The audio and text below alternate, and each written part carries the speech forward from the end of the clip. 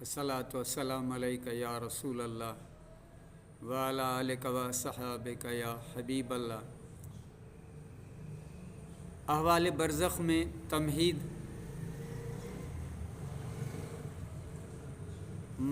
मरने वाले को वो हम बेज़ाहिर मुर्दा समझते हैं, लेकिन हकीकत में वो ज़िंदा होता है।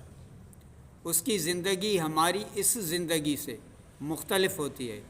हुज़ूर अकरम सल्लल्लाहु अलैहि वसल्लम ने फरमाया है कि मुर्दा की हड्डी तोड़ना ऐसा ही है जैसे ज़िंदगी में उसकी हड्डी को तोड़ा जाए।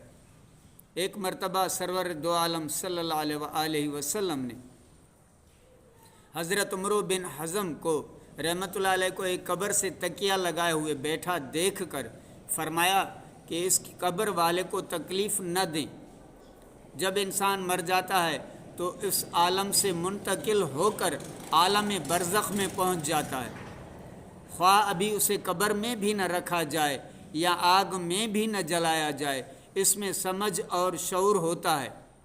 रसूलुल्लाह सल्लल्लाहु अलैहि वसल्लम ने फरमाया कि जब नाश चारपाई वग़ैरह पर रख दी जाती है और उसके बाद कब्रिस्तान ले जाने के लिए लोग उसे उठाते हैं, तो अगर वो नेक था तो कहता है मुझे जल्दी ले चलो, और अगर वो नेक न था तो घर वालों से कहता है कि हाय मेरी बर्बादी, मुझे कहाँ ले जाते हो।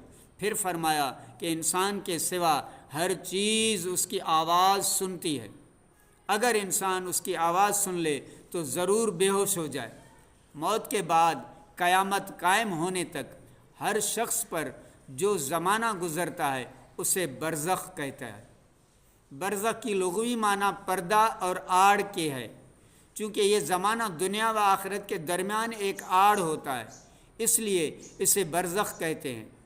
आम इंसान अपने मुर्दों को दफन किया करते हैं, इसलिए अहादीस शरीफ में बरज़ख की राहत या अज़ाब के बारे में कब्र ही का लफ्ज़ आता है।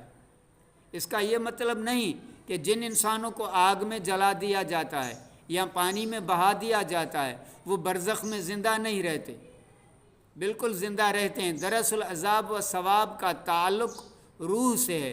और ये बात भी याद रहे कि अल्लाह जल्ल शानहू जले हुए ज़रों को भी जमा करने के बाद अज़ाब व सवाब देने पर कादिर है।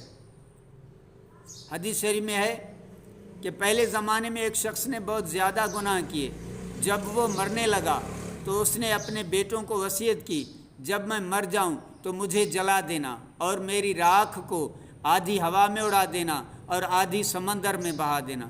ये वसीयत करके उसने कहा कि अगर खुदा मुझ पर कादिर हो गया और उसने उसके बावजूद भी मुझे ज़िंदा कर लिया तो मुझे ज़रूर बिलज़रूर ज़बरदस्त अज़ाब देगा, जो मेरे अलावा सारे जहानों में से किसी और को न देगा। जब वो मर गया तो उसके बेटों ने ऐसा ही किया जैसा उसने वसीयत की थी। फिर अल्लाह ताला ने समंदर को हुक्म दिया इस शख्स के जिस्म के सारे ज़रों को जमा कर दे। समंदर ने अपने अंदर के सारे ज़रों को जमा कर दिया और इसी तरह हुआ कि हुक्म दिया कि अभी इस शख्स के जिस्म के सारे ज़रों को जमा कर दिया। सारे ज़रे जमा फरमा के अल्लाह जल्ल शानहू ने उसे ज़िंदा फरमा दिया। फिर उससे फरमाया कि तूने ऐसी वसीयत क्यों की। उसने अर्ज़ की, ऐ मेरे परवरदिगार, तेरे डर से मैंने ऐसा किया, और आप खूब जानते हैं इस पर अल्लाह ताला ने उसे बख्श दिया। जो अल्लाह ताला से डरता है अल्लाह ताला उसे बख्श देता है।